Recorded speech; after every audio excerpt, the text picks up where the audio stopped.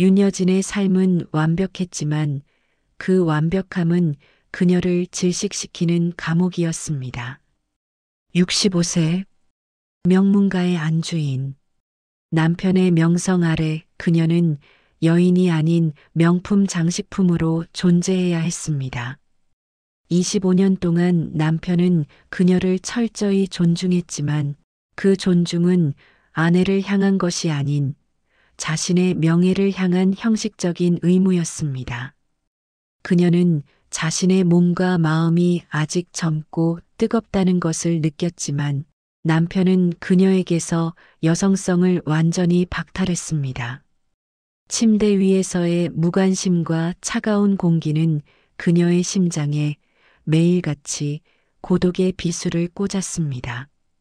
그녀는 잃어버린 젊음과 활력을 갈망하며 그 누구에게도 말할 수 없는 외로움 속에 갇혀 괴로워했습니다. 그녀의 메마른 감정의 사막에 한 줄기 신기루처럼 나타난 것은 이혼한 40세 사위 서하준이었습니다. 그는 5년 전 딸과 헤어졌지만 나를 대하는 눈빛은 언제나 깊은 애정과 존경이었습니다. 나는 그에게서 잃어버린 아들의 그림자뿐 아니라 여자로서의 나를 인정해주는 유일한 시선을 느꼈습니다. 그는 겉은 단단했지만 이혼 후 5년간 홀로 지낸 그의 눈빛에는 나와 같은 깊은 외로움의 공허함이 서려 있었습니다. 하준이 심한 허리 부상으로 거동이 불편해지자 나는 돌봄이라는 명분으로 그의 집에 입성했습니다. 그 아이에게 의지해야 해. 내 존재 이유를 찾을 마지막 기회야. 그를 돌보며 잊었던 활력을 느꼈지만 내 안에 금기된 갈망은 이미 걷잡을 수 없이 커지고 있었습니다. 그러던 중 나는 하준의 세탁물을 정리하다가 그의 깊숙한 서랍 속에서 벨벳 상자를 발견했습니다. 그 안에는 전처에게 선물했던 새빨간 레이스 가터벨트 세트가 있었습니다. 그것은 순결과 대비되는 노골적인 욕망의 상징이었습니다. 나는 그것을 발견한 순간 25년간 억압되었던 여성으로서의 갈망이 핵폭발하듯 터져 나오는 것을 느꼈습니다. 나는 그 붉은 악마의 옷을 손에 쥐고 화장실 거울 앞에 섰습니다. 세월의 흔적 위에 덧대어진 젊음과 욕망의 붉은 레이스는 나에게 견딜 수 없는 치명적인 쾌락과 죄책감을 동시에 안겨주었습니다. 그 순간 나는 단순한 호기심이 아닌 사위를 향한 금기된 욕망의 불길이 내 안에서 타오르는 것을 인정했습니다. 그날 밤부터 나는 완전히 미쳐버렸습니다. 낮에는 현명한 장모였지만 밤에는 그 붉은 레이스를 은밀히 꺼내들고 옆방 사위를 향한 억눌린 욕망을 홀로 분출했습니다. 얇은 벽 하나를 사이에 두고 40세의 젊은 사위가 잠들어 있다는 극한의 아슬아슬함은 나를 더욱 대담하고 격렬하게 만들었습니다. 쾌락의 절정에서 터져 나오려는 신음을 참기 위해 나는 입술을 깨물었고 심장은 미친 듯이 날뛰었습니다. 나는 눈을 감고 그의 존재를 상상하며 남편에게서 받지 못한 여성으로서의 확인을 스스로 구했습니다. 이 폭주는 멈출 수 없었고 나는 이 금기된 스릴 자체에 중독되기 시작했습니다. 새벽 2시 문이 열리는 소리가 들렸습니다. 허리 통증으로 잠에서 깬 하준이 약을 마시러 나온 것이었습니다. 나는 모든 행동을 멈추고 온몸의 근육을 돌처럼 굳혔습니다. 하준의 실루엣이 문틈 사이로 명확하게 보였고 그는 나를 발견하고 그 자리에서 얼어붙었습니다. 나는 이불을 허리까지 내린 채 멈춰 섰고 내 손에는 금기된 쾌락의 증거가 그대로 남아 있었습니다. 하준이 낮은 충격의 목소리로 어머님 이라고 부르자 나는 숨 쉬는 것조차 잊었습니다. 그리고 하준의 시선이 아래로 향했습니다. 내가 움켜쥔 붉은 레이스 가터벨트의 끈이 그의 시야에 들어온 순간 그의 눈은 공포와 경악으로 커졌고 그는 비틀거리며 뒷걸음질 쳤습니다. 나는 그 자리에서 쓰러지듯 굳으며 생각했습니다. 나는 이제 그에게 추악하고 더러운 욕망의 존재로 남았구나. 다음 날 아침 나는 떨리는 손으로 식사를 차린 후 하준을 향해 절박한 고백을 쏟아냈습니다. 나는 그에게 남편에게서 부정당한 25년의 삶, 여자로서의 욕망을 솔직하게 토로했습니다. 하준아, 내가 이혼 후 얼마나 외로울까 걱정했는데 사실은 내 옆에 있는 내가 더 외로웠단다. 너의 젊음과 활력이 나에게는 잃어버린 인생 같았어.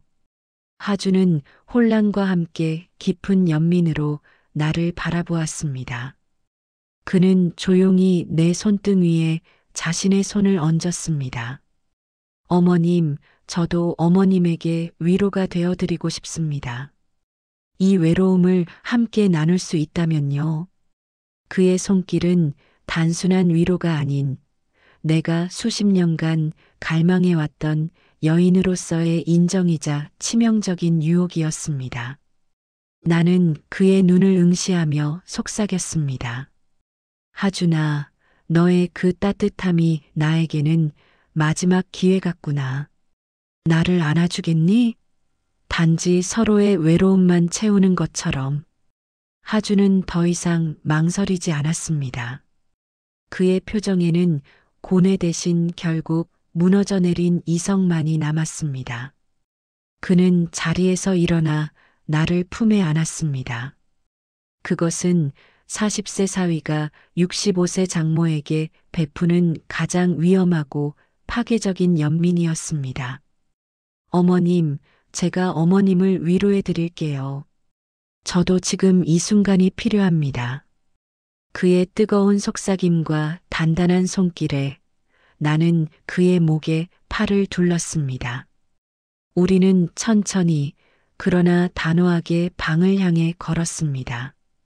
문을 닫자마자 방 안은 바깥 세상과 단절된 금지된 성역이 되었습니다.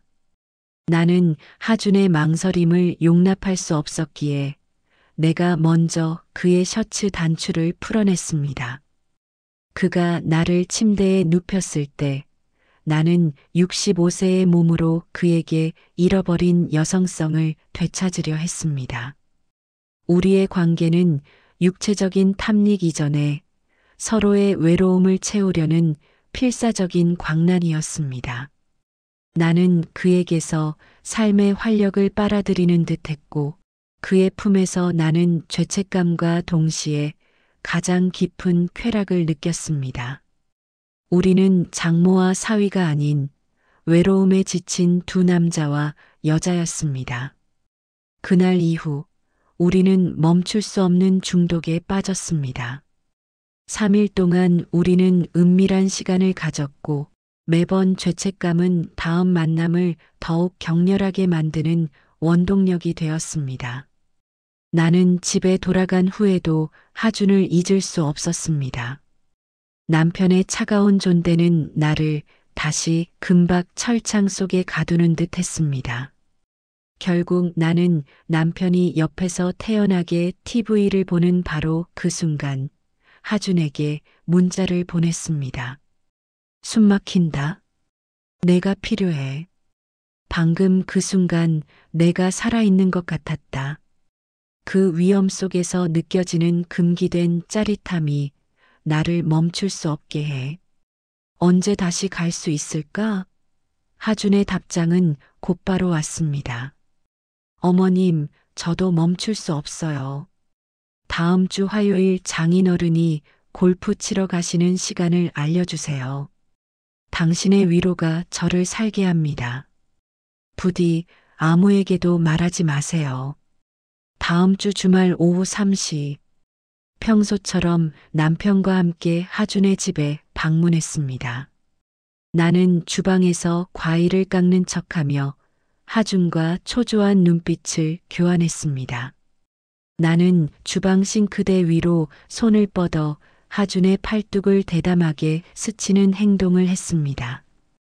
그때 남편이 앤티크샵에 잠시 다녀오겠다며 집을 나섰습니다. 30분이면 충분할 겁니다. 현관문이 닫히자마자 우리는 서로를 바라보았습니다. 30분. 남편이 밖을 나간 이 시간을 우리는 금지된 죄악을 위해 쓰기로 결정했습니다. 하준은 땀으로 젖은 손으로 내 손목을 잡았습니다. 어머님, 시간이 없어요. 제 방으로 가요. 이러다 큰일 나요.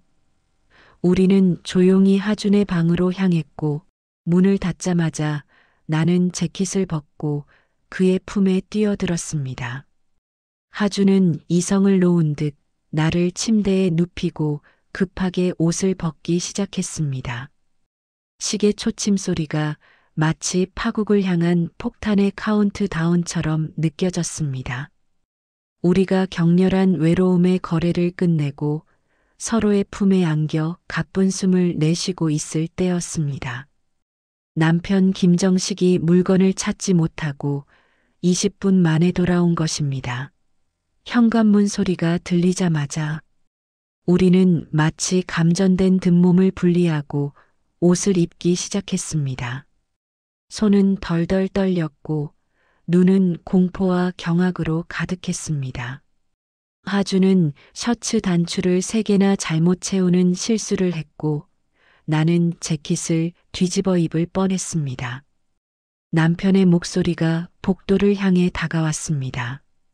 윤 여사, 거기 있어? 왜 이렇게 조용해? 하준은 애써 침착한 목소리로 장인어른, 어머님. 허리가 많이 아프셔서 제가 잠깐 주물러 드리고 있었습니다라며 허리 통증을 핑계댔습니다. 남편은 의심스러운 눈초리로 방안을 훑었지만 우리의 겉모습과 하준의 태어난 거짓말에 더 이상 추궁하지 않았습니다. 우리는 거실로 나갔지만 그 순간 우리는 들키지 않았다는 안도감과 언젠가 파국을 맞을 것이라는 공포가 뒤섞인 위험한 중독자들이었습니다. 남편이 거실에 앉아 있는 동안 우리는 이미 죄악의 공동체가 되어버렸습니다. 이 관계는 이제 멈출 수 없는 파멸을 향한 중독이었습니다.